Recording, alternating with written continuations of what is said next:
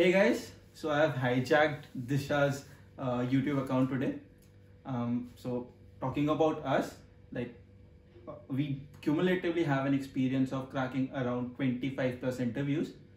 So we are here to share some of our experiences and how we did that. So okay, I'm really sorry. You guys will be willing to watch Disha more. Disha, please, it's your channel. Hi guys, welcome back to my channel. So today I have with me Sia Ashish Agarwal. So हमने साथ में काफी सारे interviews दिए हुए हैं और हमने काफी सारे इंटरव्यूज क्रैक करे हुए हैं, be it consulting, be it industry, be it investment banking companies. So we just thought कि we'll just come here and share our experiences of these interviews. So simple चीजें जो आप सब लोगों के लिए बहुत ज्यादा जरूरी है, बिकॉज अभी रिजल्ट निकला है. So I am sure you all need to know कि हम क्या क्वेश्चंस पूछे जाते हैं इंटरव्यूज में, हमें कैसे इंटरव्यू को टैकल करना चाहिए. सो this is just a short video to tell you guys about that. So let's get into the video.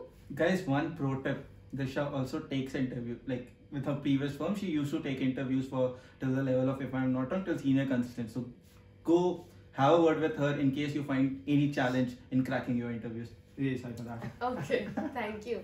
Okay. So Ashish, I think there are three most important things जो हम आज के video में address करेंगे. So let's start with the first one.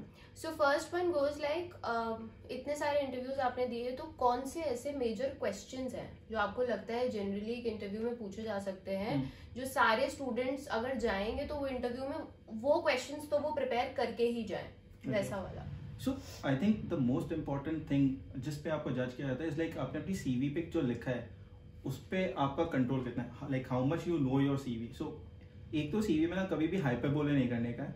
CV को हमेशा जितना crisp और जो आपने एक्चुअली काम किया उसको जितने अच्छे से फ्रेम करके रख सकते हो, क्योंकि जब वो इंटरव्यू आपसे सवाल पूछेगा ना उसे समझ में आ जाएगा कि आपने कितना काम कर रखा है, कितना काम नहीं कर रखा है. So be very honest with your CV. Second thing is like wherein you need to prepare is about the general questions. की लाइक से एक क्वेश्चन आता है बहुत ज्यादा कि व्हाट आर योर स्ट्रेंथ्स. तो ये सिंपल क्वेश्चन है, ये आपसे पूछा जा सकता है, इसका आप जवाब सिंपली दे सकते हो. बट उसका एक कॉन्ट्रोडिक्टरी क्वेश्चन आता है, व्हाट आर योर वीकनेसेस. यार आप उस पर ये नहीं जाके बोल सकते हो ना कि या मेरे को नींद बहुत आती है काम करते समय, या मेरे को पढ़ाई करते समय नींद बहुत आती थी.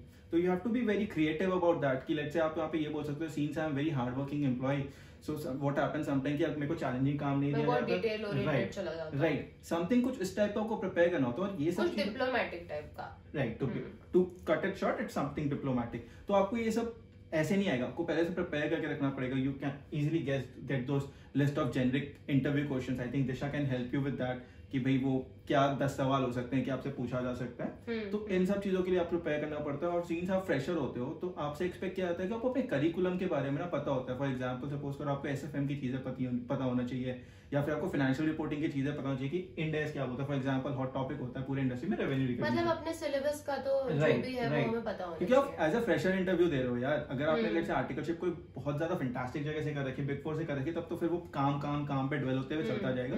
लेकिन अगर आपने मिड साइज फर्म से कर रखा है तो वो मोर ना थोड़ा सा काम पे आता है. उसके बाद वो आ जाती है आपकी कि भाई आपने पढ़ाई, चलो आपने काम तो नॉर्मल जगह से किया, देखिए आपकी पढ़ाई कितनी स्ट्रांग है. तो ये एक बहुत जरूरी चीजें हो जाती है. तो मे बी आप अगर जिसको ब्रेक करोगे तो एक तो होता है टेक्निकल स्किल्स वाला जो आपके सीवी से दिख रहा होता है, प्लस आपके पढ़ाई वाले से.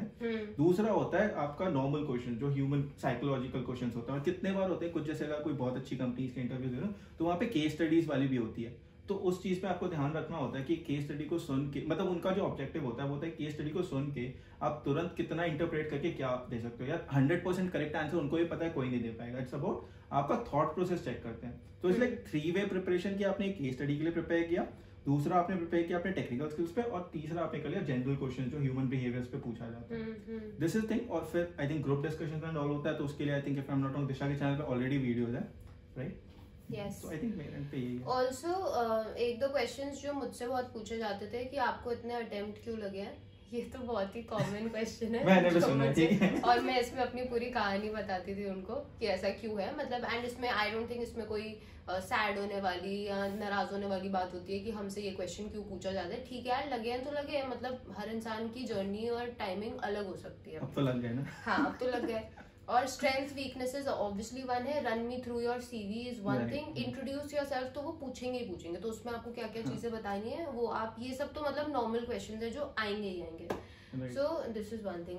अच्छा, नेक्स्ट क्वेश्चन इज आशीष, कि जनरली आपको क्या लगता है व्हाट इज द तरीका ऑफ हैंडलिंग एन इंटरव्यू, मतलब हमें कैसे उस चीज को हैंडल करना चाहिए या how we should approach it actually, एक जेनरिक आपको क्या लगता है? ओके, सो आई थिंक सबसे इंपॉर्टेंट चीज होता है be honest with the interview. या नहीं आता है बोल दो नहीं किया है, नहीं समझ आ रहा है बोल दो नहीं समझ में आ रहा है। डोंट बी लाइक कि भाई मैंने कर रखा है, आप उसके बाद बोलो कि हाँ मैंने ये कर रखा है वो कर रखा है, लेकिन आप जब उसको बोलने जाओ तो आप फंबल कर रहे हो, आपको पता ही नहीं है क्या होता है। सेकेंड थिंग इज आपने सीवी में जो लिखा था उसके बेसिक्स आपको पता होना चाहिए, क्योंकि इंटरव्यू है ना, आपका फर्स्ट क्वेश्चन वो टेक्निकल लेवल पे नहीं लिखेगा, फर्स्ट लेवल वो बेसिक्स पे ही पूछेगा और फिर उसके बाद वो एक एक करके बिल्डअप होता रहता है। फॉर एग्जांपल एक मेरे को याद है, I think I won't name the company, big 4 की कंपनी थी, उससे मेरे से इंटरनल ऑडिट के पार्टनर ने पूछा गया था कि आप एक physical verification of fixed assets कैसे करोगे। मेरे सीवी में लिखा हुआ था कि being part of physical verification of inventory and fixed assets. तो उसने फिक्स्ड एसेट्स पूछा, उसका सबसे पहला क्वेश्चन, अच्छा एक चीज बताओ कौन से इंड एएस या कौन से एएस से गवर्न होगा। उसके बाद वो एक एक करके ड्वेल करता गया, अच्छा आप मेरे को बताओ, मैंने आपको एक रेट चार्ट दे दिया डेप्रिसिएशन का, उसको आप कैसे मैच करोगे। तो वहां पे उसने मेरे से एक्सेल रिलेटेड क्वेश्चन भी पूछा था कि आप कौन सा फंक्शन यूज करोगे, इफ एरर यूज करोगे, वी लुकअप यूज करोगे, कैसे करोगे। तो क्या चीजें धीरे धीरे करके डेवलप होती है। तो आप अगर बेसिक पे फंबल कर जाओगे ना तो सामने वाले को समझ में आ जाएगी, आपको कोड जितना भी आता हो, लेकिन अगर आपको बेसिक से नहीं आता हो ना तो वो आपको वहीं पर रिजेक्ट कर देगा। और वो क्वेश्चंस का ओरिजिनेशन हमेशा हमारा सीवी ही होता है 100% टाइम। अगर आपने कुछ स्पेसिफिक वर्ड लिखा है, फॉर एग्जांपल कितने लोग होते हैं जो बैंक का ऑडिट करते हैं, तो बैंक में हमारा जो कंकरेंट ऑडिट होता है तो सीधा क्वेश्चन आता है कि अच्छा बताओ कंकरेंट ऑडिट का एलिजिबिलिटी क्या होता है या फिर उसकी एप्लीकेबिलिटी क्या होती है, इंटरनल ऑडिट कहाँ कहाँ एप्लीकेबल होता है, क्या होता है। सीवी में तो जो लिखा है वो तो आना ही चाहिए अच्छे से। एंड उसके बाद ये जो नॉर्मल जो क्वेश्चंस हैं उनका आपके पास एक प्रैक्टिकल आंसर होना चाहिए, जैसे हमने प्रीवियस में भी डिस्कस किया। तो आई थिंक ये बहुत इंपॉर्टेंट होता है। जैसे मैं खुद बता रहा हूँ, मैंने क्या किया था, मेरे पास 15 क्वेश्चंस की लिस्ट थी, मैंने उसको टेलर मेड आंसर्स बना रखे थे अपने हिसाब से कि ये इस क्वेश्चन, अगर ऐसा क्वेश्चन आया तो मैं इसका ये आंसर दूंगा।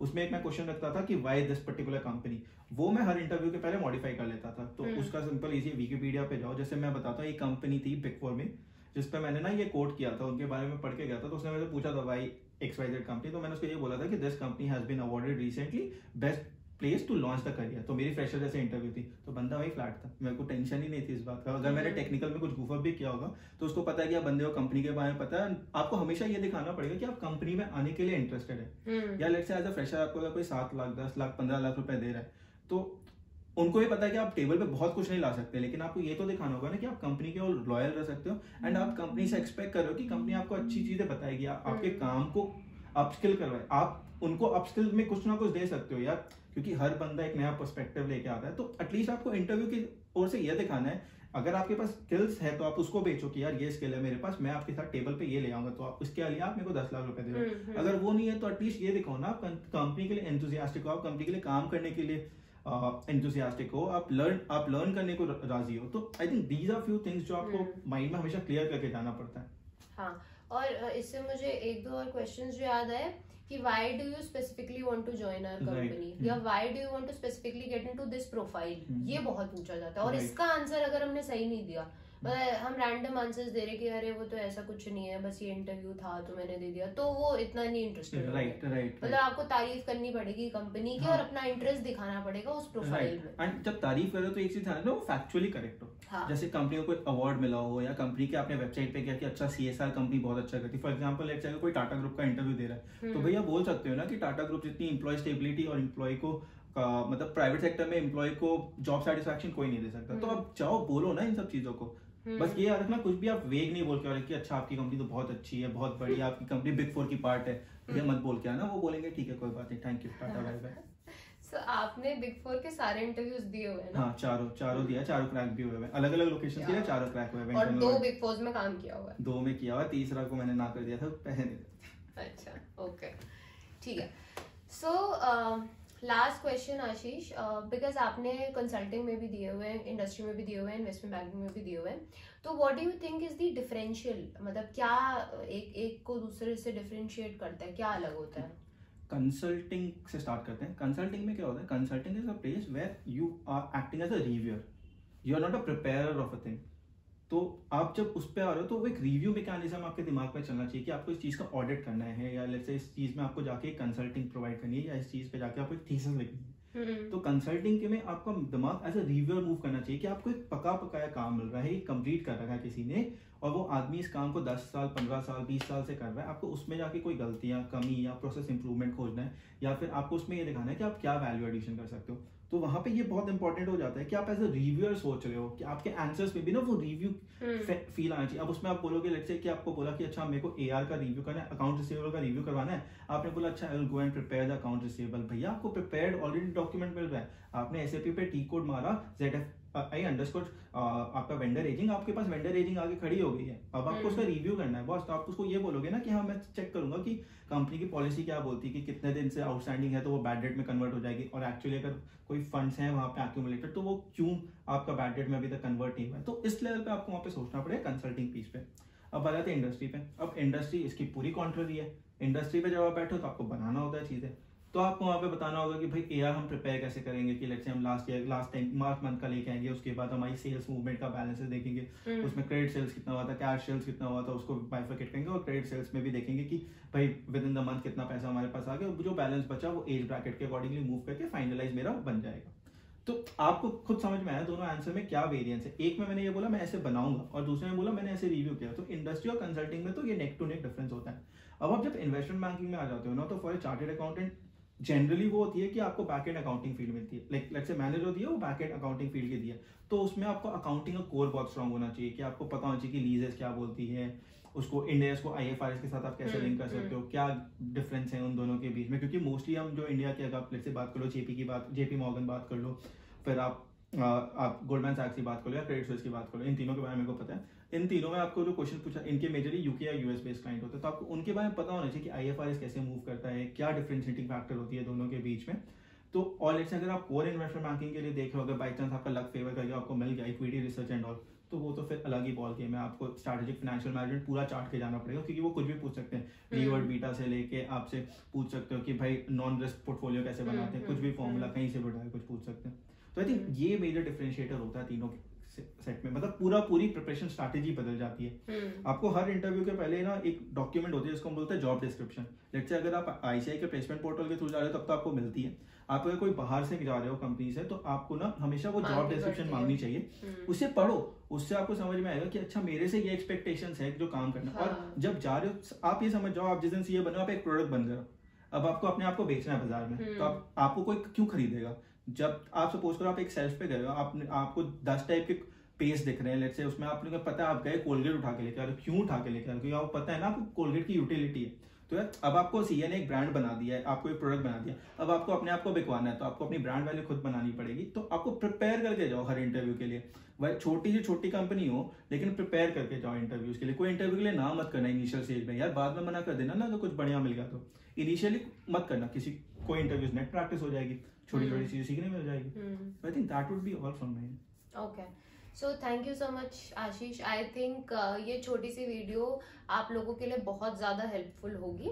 सो अगर आपको अच्छा लगा वो वीडियो तो guys please hit the like button. Also comment section में आपको कोई भी कमेंट करके क्वेश्चंस पूछने हो तो आप पूछ सकते हो। Ashish will also try and answer those comments, and also please share it with all your friends who have cleared in this attempt. So thank you so much Ashish, thank you.